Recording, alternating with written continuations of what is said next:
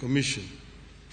I'm personally encouraged and humbled by the collective support for my country and the Eastern African region. The official unveiling of my candidacy as Kenya's nominee for the chairmanship of the African Union Commission is a major impetus and milestone in my bid.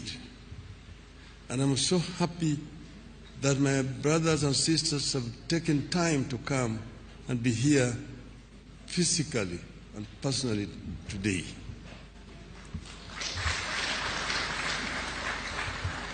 The history of Africa is replete of low and high moments. Africa is widely considered the birthplace of mankind, whose political organization was reflected in great kingdoms across the continent. And as of today,